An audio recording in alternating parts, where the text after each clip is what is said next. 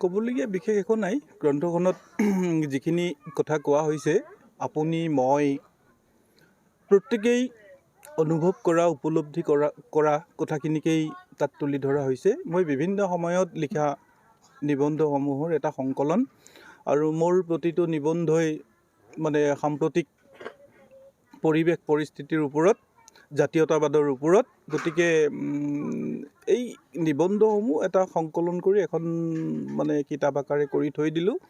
আৰু ইয়াৰ ফলত মই ভাবোঁ দূৰ ভৱিষ্যতে আমাৰ মানুহে গ্ৰহণ কৰিলে ভাল। আৰু যদি নহয় তেনেহ'লে আমাৰ এই যে 4 লেন হাইৱেবিলাক হৈ আছে, ফুলবাৰীৰ ব্ৰিজবিলাক হৈ আছে, ব্ৰহ্মপুত্ৰৰ ওপৰত দলঙৰ ওপৰত দলং হৈ আছে, এইবিলাক হৈ যোৱাৰ পিছত আৰু 50 বছৰ পিছত মই ভাবোঁ আমি অসমীয়া হিচাপে মূৰ বনাই আৰু কেতিয়াও জীয়াই থাকিব নোৱাৰোঁ। গতিকে এতিয়াও সময় আছে অসমীয়া মানুহ। আৰু তাত বেটুপাতত মই এটা বস্তু দিছোঁ, টাব এটাৰ ওপৰত, আৰু টাবটো এঠাইত ফাটা, তাৰ পৰা অকণমান মাটি পৰিছে। তাৰ দ্বাৰা মই এইটো বুজাব খুজিছোঁ, সেই ফাটা অংশটো যদি আমি ভালকৈ বান্ধি ৰাখোঁ তথাপিও আমি এই মাটিবিলাক খহি যোৱাৰ পৰা ৰোধ কৰিব পাৰিম। অৰ্থাৎ নৰ্থ ইষ্ট ৰিজন আমি একত্ৰিত যদি হওঁ তেতিয়াও আমি আমাৰ যিটো সত্তা, এই সত্তা আৰু শিপাৰে আমি জীয়াই থাকিব পাৰিম। আৰু সেইখিনিকে মই বুজাব বিচাৰিছোঁ। মানুহে সেইখিনি যদি গ্ৰহণ কৰে মোৰ বোধেৰে অসমীয়া জাতিৰ কাৰণে এটা ভাল দিন নিশ্চয় আহিব। আৰু যদি মোৰ এইটো ব্যক্তিগত কথাহে দেই, মই অনুভৱ কৰা কথাবিলাক, আৰু যদি নকৰে তেনেহ'লে আমি হয় ত্ৰিপুৰাসকলৰ দৰে হ'ব লাগিব। এতিয়া আমাক যিসকলে আক্ৰমণ কৰিছিলে এটা দিনত, সেই সকলকো আমি আজি অসমীয়া কৰি ল'লোঁ। মই মানসকলৰ কথা কৈছোঁ।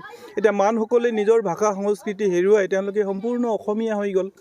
এতিয়া আমাৰো এটা দিনত আমি ভাষা সংস্কৃতি হেৰুৱাই আমি কিবা বেলেগ ধৰণৰ ভাষা সংস্কৃতি গ্ৰহণ কৰিব লাগিব। এতিয়া আমাৰ উঠি অহা প্ৰজন্মৰ বহুতেই অসমীয়া ক'ব টান পায়, অসমীয়া ক'ব নোখোজে। গতিকে এনেকৈ আমি লাহে লাহে আৰু নাইকিয়া হৈ যাম। মই সেইটো শংকা কৰিয়েই এই ধৰণৰ লিখা মেলাবিলাক কৰি আহিছোঁ। আৰু দূৰ ভৱিষ্যতেও মই এনেকুৱা ধৰণেই লিখা মেলা কৰি যাম। মই আৰু মোৰ যিটো স্থিতি, মোৰ যিটো শিপা আৰু সত্তা, সেই সত্তাৰ পৰা মই কেতিয়াও কোনোদিনে আঁতৰি নাহোঁ। মই এটা স্থিতিত আছোঁ, পূৰ্বৰ পৰাই, জন্মৰ পৰাই এটা স্থিতি, সেই স্থিতিত মই অটল, নমৰালৈকে মই একেটা স্থিতিতে থাকিম। মোৰ লগৰ বহুতে বহু ঠাই গ'ল, মই নগ'লোঁ।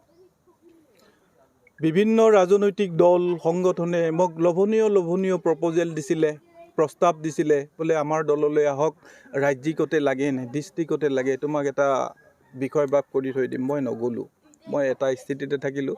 আৰু মোক জখলা নালাগে, এই অনুষ্ঠানটো মই গুৱাহাটীত কৰিব পৰা এটা সুন্দৰ ব্যৱস্থা মই পাইছিলোঁ, কিন্তু মই ইয়াত কৰিলোঁ এইকাৰণেই গাঁৱৰ মানুহে জানক, বুজক, শিকক, আৰু ইয়াৰ পৰাও কিজানি তেনেকুৱা চিন্তাৰ মানুহ কোনোবা ওলায়, সেইটো ভাবি মই ইয়াত কৰিলোঁ।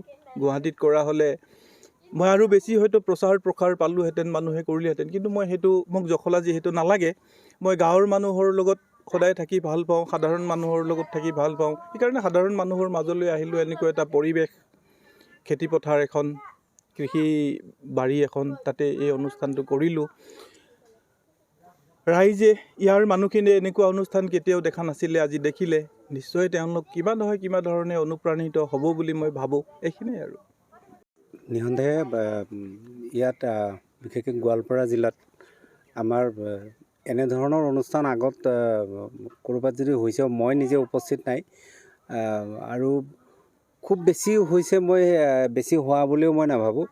আজি আহি গ্ৰন্থখনৰ উন্মোচনীত উপস্থিত থাকি আৰু বাকী যিখিনি ইয়াত মানে পৰিৱেশটো, বা গোপীমোহন ৰায়ৰ যিখন পাচলি মানে বাগান, তাত এটা একেবাৰে ব্যতিক্ৰম আমাৰ কাৰণে। কাৰণ আমি এটা বন্ধ পৰিৱেশত এনেধৰণৰ অনুষ্ঠানবিলাক পাতি আহিছোঁ। আৰু গুৱাহাটীতো বিশেষকৈ মানে এনেকেই হয়, পতা হয়। আৰু আজি একেলগে মানে গ্ৰন্থ আৰু উদ্যান শস্য বা ৰবি শস্য, এই কথাটো মানে অলপ বিপৰীত ধৰণৰ কথা। মানুহে সাধাৰণতে সংযোগ নকৰে, কানেক্ট নকৰে। তেনেকুৱা এটা হৈছে।